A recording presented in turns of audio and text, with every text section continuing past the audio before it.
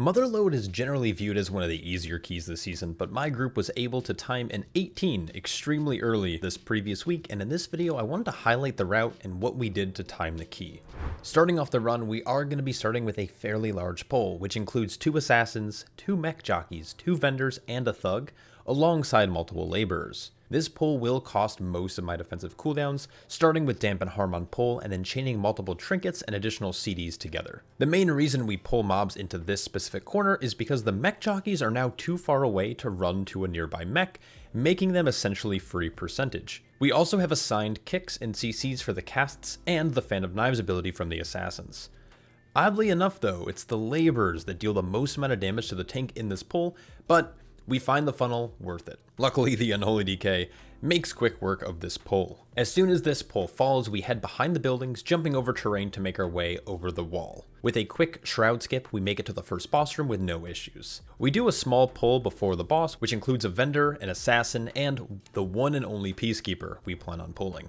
This mob is pretty difficult, given that we have no warrior for spell reflect or good funnel damage, but the smaller pull allows me to recover some of my cooldowns. Immediately we head into boss. Nothing crazy going on here. We do pull the boss into this small alcove to allow the football bombs to actually stack up nice and neatly so our healer can quickly send them back to the boss to maximize our damage.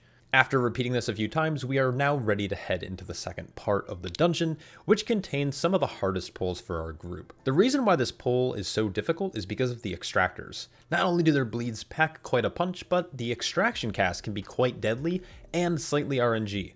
If you get clipped by these swirls, it will be devastating. After taking care of these 2 extractors, we continue up towards Akari, the bleed mini-boss.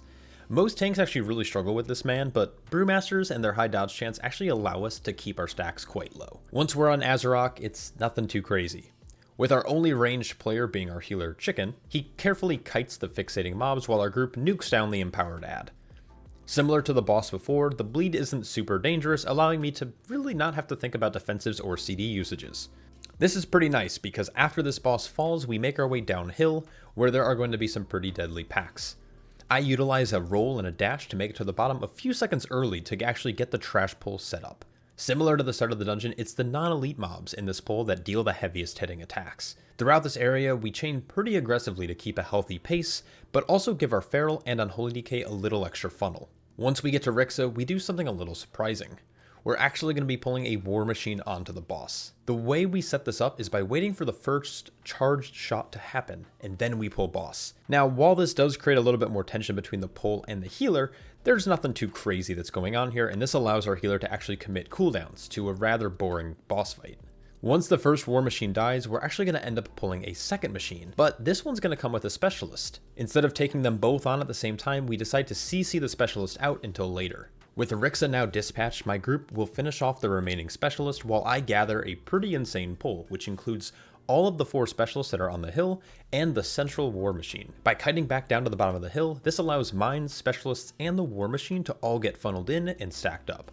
After this, we mount up and commit our second shroud of the dungeon. This only really allows us to not pull any of the remaining mines on the hill, and it'll lead us into the final pull of the dungeon, which is the double War Machine. This will be our third and final lust of the dungeon. The goal with this pull is to beat one of the War Machine's 3rd charge shot cast. We make sure we cycle healer cooldowns and offensives to live, and the offensive cooldowns we commit allow us to finish off one of these War Machines.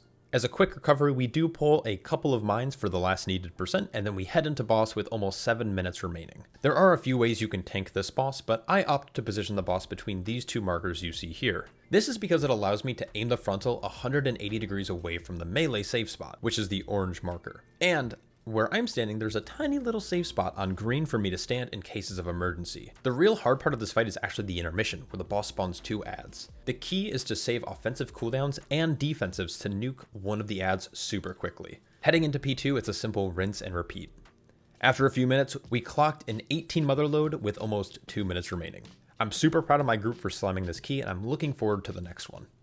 If you enjoyed this kind of shorter breakdown, let me know. While typically I do long commentaries and they're normally great and well received, I wanted to focus more on the highlight reel this time around. Of course, a massive shout out to all my Patreon supporters because without them, I couldn't make content like this.